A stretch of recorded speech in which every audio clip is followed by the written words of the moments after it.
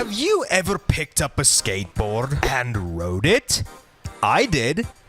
It never ended up going too well, but I am pretty sure that all of us was thanks to none other than Tony Hawk's Pro Skater, one of the only few franchises that got us to get off of our asses and take up a hobby in real life, only second to GTA. And you know what? Since there's only 6 games in this entire franchise, and the early 2000s vibe has kicked me like a bull to Bam Margera's face, I decided, screw it, let's go through each and every single one of these games and see how they hold up. And I probably should specify this. Because I like money, I mean since there's a lot of games under the Tony Hawk name, and since my schedule at the moment doesn't really allow me for essay-length videos, I'll probably be splitting these videos into separate eras, and maybe I'll just combine all of them into one massive video when all my bases are covered. So we're only going to be taking a look at the Tony Hawk's Pro Skater franchise in this video. So to start off this list... Now look, I think I'm gonna be real with you here, because I love lying on the internet. This game, from 1999, has aged. Who would have seen that coming? But upon me giving it a revisit all these years later, I'm still incredibly surprised at how well it holds up. Graphics for the time look great, despite everybody looking like a clay model that Notch wouldn't even want to touch. The flow and momentum still feels amazing, and the soundtrack is something that stands the test of time perfectly. I mean, specifically Dead Kennedy's Police Truck and Goldfinger Superman. I don't really know what other songs was included on the soundtrack. The only major problem I felt while returning to this game is you cannot manual. Yes, if there's one thing that's gonna piss on your revisit or first time visit to OG Tony Hawk's Pro Skater is the thing that later games in the series practically relies on to keep high combos going when you're on the ground. And it's just not here, which kind of baffles me, not just in a gameplay sense, but when it comes down to the actual sport of skateboarding. So how this game 20 years later couldn't implement something as basic as balancing your board on either its hind or front wheels is never gonna make any sense to me, considering that this game is capable of handling shit like special tricks and grinds that make you look like you're about to vandalize SpaceX. So how a manual was omitted in this extensive move list will never make any sense to me. But if you're able to look past that one single omission, the game is still pretty fun. And if the lack of a manual is a breaking point for you, then just cope. And so it begins. If the Y2K virus and NSYNC wasn't causing you to shit your britches, then you can rest assured that our boy Tony Hawk Tour had us covered in what is still to this day one of the best games ever made. Yes, Metacritic doesn't lie. A PS1 game where you can get run over by a school hall monitor, cause an indoor helicopter crash, and going through a bull ring while riding through its shit. Clearly this is better than Baldur's Gate 3. Cope and seethe, Nimrod. Go fuck your bear elsewhere. Ooh, that run! But yeah, everything you heard about this game is true. Unless you heard it shit, then no, that's not true. Everything that you know and love about the Tony Hawk series as we know it all today started here. Fantastic levels, check. Amazing controls that actually allows you to manual this time around. A soundtrack that I can remember more than 2 songs of, containing the best from genres like punk, hip-hop, and nu metal. Check. A pissed-off Indian taxi driver. You are pissing me off! Check! And that's just if you want to decide to go with the main career mode. Tony Hawk's Pro Skater 2 also introduces side modes like Create a Skater, where you can make abominations like this that lives in Longtown, to create a park where you can make your dream skate park without having to terraform a nearby forest, or if you're like me, make a single rail and call it a day.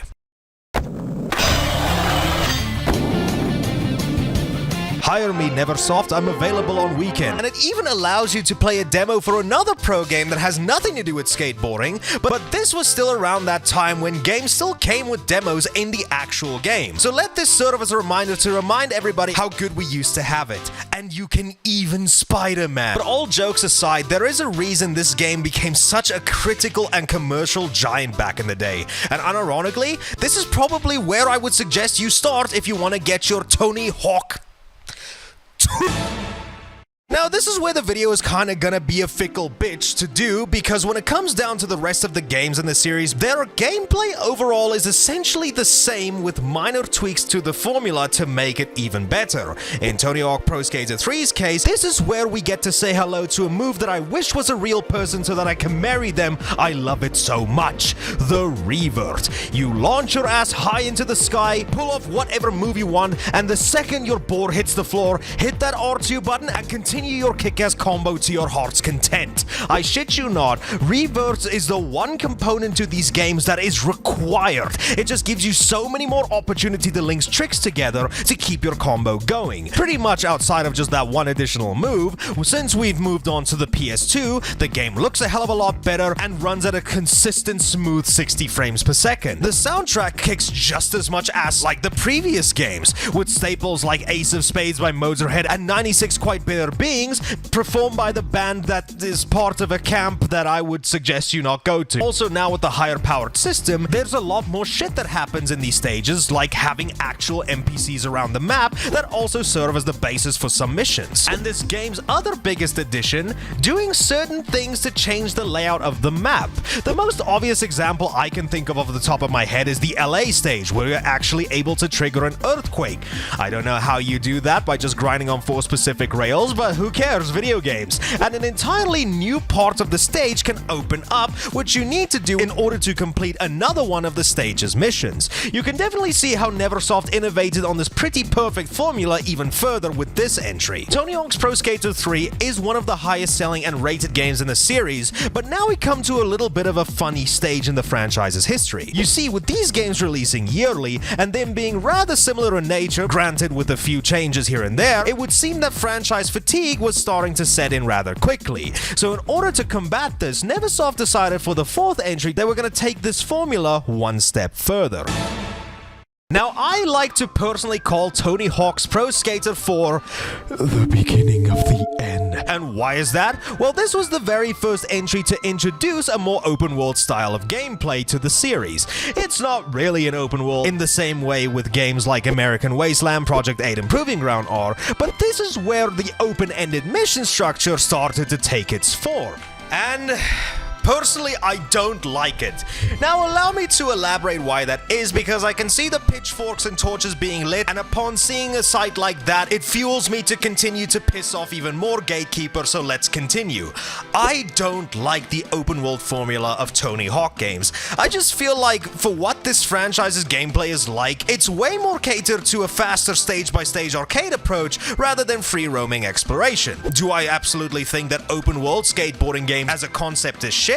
No, not at all. My most obvious example for this would be Skate. But that's the thing. Skate was always designed with open world mechanics in mind, whereas Tony Hawk isn't. Now, when it comes to the open world Tony Hawk games, as much as I still don't really like the idea, I still enjoy them. They're just not really my thing. To give you a further example of what I would rather be doing, every single time I popped in Proving Ground, you can bet your ass I immediately went into that classic mode where you had the classic objectives as well as a 2-minute timer. But I will say, however, everything else of the open world formula, it works, I guess. I'm just not that huge of a fan of it for this kind of a gameplay style. The gameplay is obviously still fun, barring an addition that I really wish they did away with, but that's a topic for an entirely different video, so hold on to that thought, why don't you? Back to PS4. To give you guys a look at my script, I was wondering why were we on the PlayStation 4? I mean, back to Pro Skater 4, aside from each of the game stages being completely open to explore, I think the stages are still compact enough to where they just feel like when you pick the free skate option in past games.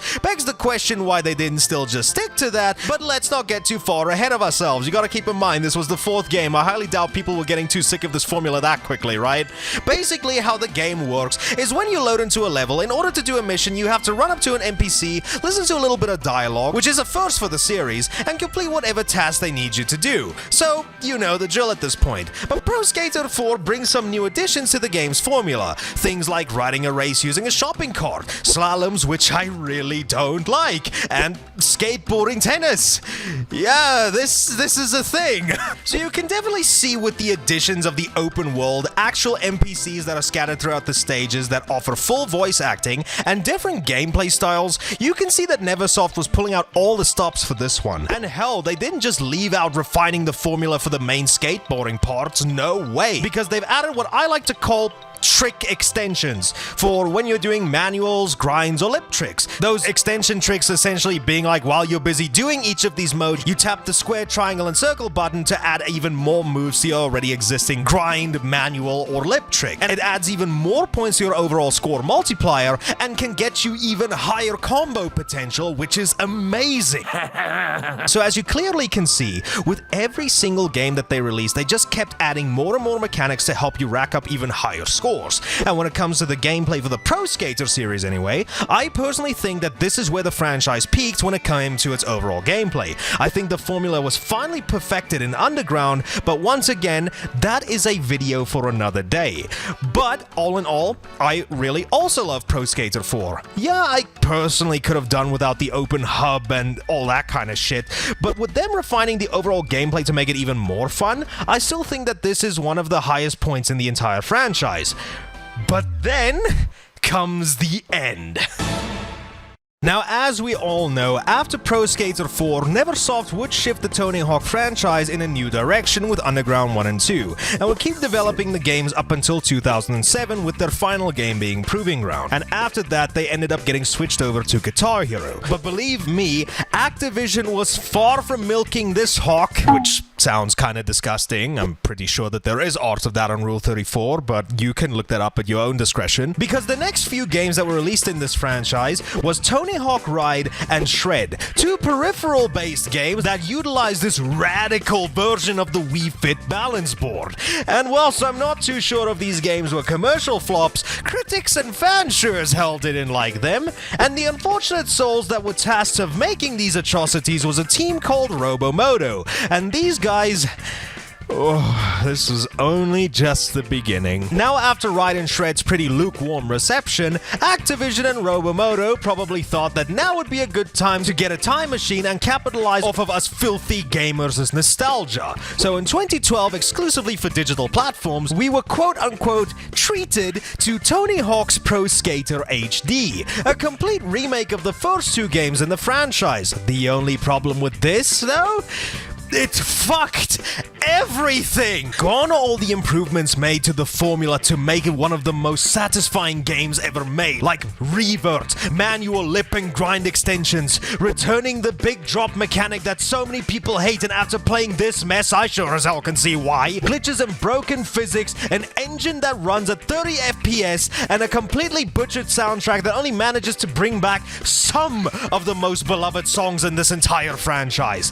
This game wasn't just a hot mess, it was a boiling one. And if the game's mechanical problems weren't enough to let you know what a botch job this was, they even did some more scummy practices like selling you reverts. Are you high off of your tits, my brother? Who thought that this would have been a good idea? It goes without saying that this game was just a rushed cash job with no real soul or care put into the development of it. Because I'm gonna be dead ass here. When it comes to what I personally think the worst Tony Hawk game is, this game wins hands down, no competition. I cannot even begin to imagine what people felt when they saw their two beloved childhood games absolutely get fucked thanks to this one. I personally think it's a good thing that this game got delisted so that anybody who even thinks about giving this game a go can get spared from this disappointment. I unfortunately had to go through this because I love putting myself through mental torture for the sake of my viewer, so I hope you appreciate me putting myself through all of this shit. But my long ones, we are not done here, because me saying that this game is the worst Tony Hawk game might cause you to raise an eyebrow, but don't worry, I didn't forget. Yes, sir! We can't have a list about the Pro Skater franchise without mentioning the one game that ended up killing it for half a decade. Now, Tony Hawk's Pro Skater 5 was set to be the real return to this franchise, and as I'm sure countless amounts of YouTube videos and reviews could tell you, this game went to shit hands down. But let me tell you, if I had to pick between this and Pro Skater HD, dude, no competition. I think I'd pick this game 10 out of 10 times. I'd rather die before touching HD again, which might spell my death much sooner because I might have to end up streaming this for everybody, so it was nice knowing everyone. Despite the fact that this game is still buggy as shit, has more or less the same exact problems with its physics engine, the game itself plays like a Tony Hawk game. Reverts included this time in-game and all of that. But this comes at the cost with losing wall bounces and extensions to grind rails and lips, which sucks, but at the very least it still takes the gameplay back to be more akin to Pro Skater 3, so I can't complain about that all too much. What I can complain about, however, is how special tricks were handed in this game. You see this L1 to activate at the top left of the screen. Instead of putting in button combinations to nail these special tricks in the other games, and you could essentially spam them if the special bar was completely maxed out, now when the special bar gets maxed out, you still play the game like you would normally, only the tricks that you now do basically are the special alternatives. Which, as you can imagine, takes away a little bit of the skill that made these games so satisfying to master, and on top of that, puts you in an extremely strict time limit to do all of these tricks because of how fast the meter drains itself. It's just a terrible decision, and I don't understand why this was done. Another thing that they've added to this game was this plummet move that skyrockets you towards the ground, but personally, I didn't really have any issue with this. In fact, I kinda like this idea for in case I overshot a jump, I could just fling Tony down to earth and correct it myself. But yeah, it's something that I can imagine might have the opposite effect for more people than just me. But whereas the gameplay is fine enough for me personally, the mission structure and the variety of the missions are a fucking snooze fest. Because A, you can either ride through the stages like this was Pro Skater 4, whereas what I mean by that, you can ride up to each mission and activate them yourselves via these blips. No NPCs in sight, by the way. Or B, immediately pick them from this menu that takes away the need for any exploration.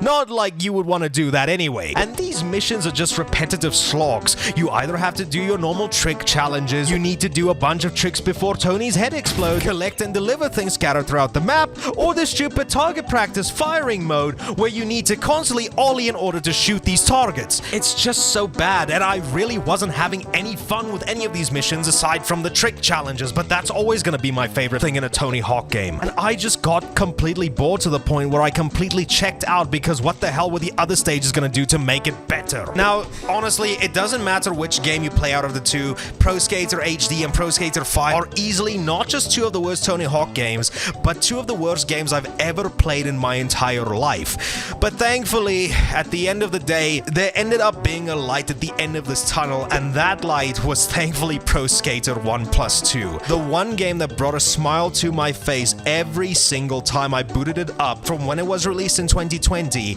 to now in 2025. This was the return to the franchise that we needed. The perfected gameplay brought over from Underground 1 and 2, smooth 60 FPS gameplay, fantastic graphics. I believe most of the classic tunes were brought back. I'm not too sure if there were any that got omitted, but besides that, there was even some new pieces included into the soundtrack, and these are just equally as good. And an actual soul this time around that was put into the gameplay, where with the addition of the gameplay that was ported over from the past games, we now have additional missions that were added into these classic stages. It's just brilliant, dude. If there was ever a pure Tony Hawk that you need to play, please let it be this one. It's a game that I sunk close to 100 hours in, and I'm planning on adding even more to that. This was my personal game of the year back in 2020, and I still plan on playing it in the foreseeable future. And hey, with the release of Tony Hawk's Pro Skater 3+4 on the horizon, you can also bet your ass that that's also going to be a game